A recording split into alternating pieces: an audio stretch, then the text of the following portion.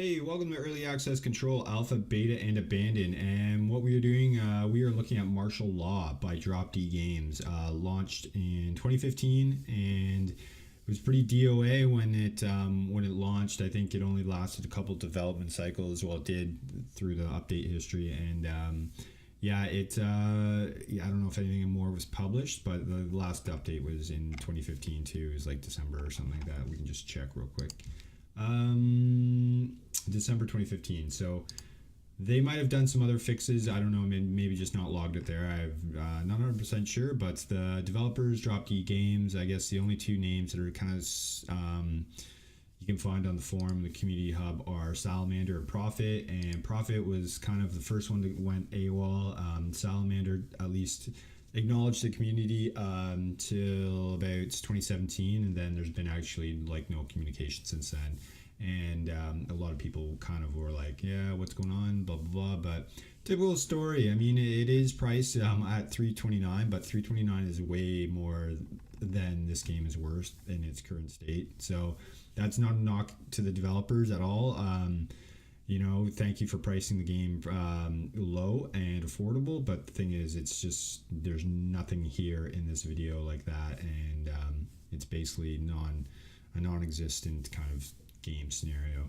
So I do what I do. Let's play it, and then we can kind of I can show you what it's like. I've dinked around in it for about 15 minutes, and sorry, this audio might be a little bit loud in this game. I forgot to switch it last video, and I apologize for me sitting in the dark. I just kind of felt like it. It's cold and winter where I am, and it's kind of nice to sit in the dark every now and then.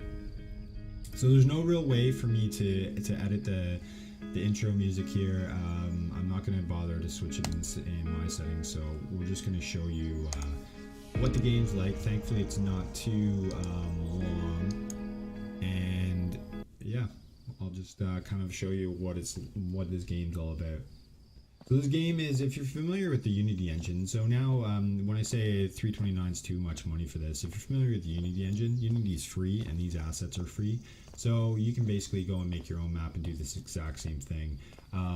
It's not hard to make an inventory system or systems that affect your whatever parameters you want, like health or thirst or something like that. There's plenty of tutorials out there. And that's kind of the thing, like, about survival games. We're releasing a survival game in early access. It's the easiest type of game to release. It is. You need some really basic, rudimentary, I guess, gameplay systems in place in order to say it's a survival game. It's about making the game kind of more than just what this is. And unfortunately, there isn't anything more to this. It's just a map. There's a couple buildings and there's water on it, and I think the trees are bugged because there's not a way to get any wood.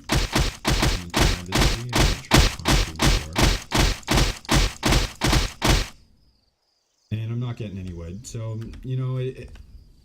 I'm not even sure how to pick up any resources to craft. The crafting is barely existent anyways. There's only a really couple small things you can craft, and that doesn't really matter either. I mean, the point is, when you're putting a survival game out, especially now, and this is kind of a PSA for anybody who's releasing a survival game into early access, you need something that's going to be interesting about the map. There's got to be a reason for you to be exploring these games, especially in early access. If there's not a reason for you to be here, no one's going to play your game, and it's going to ultimately fail, and you're going to probably abandon it, because nobody wants to do this anymore, because that time's passed in game development, and especially with this genre.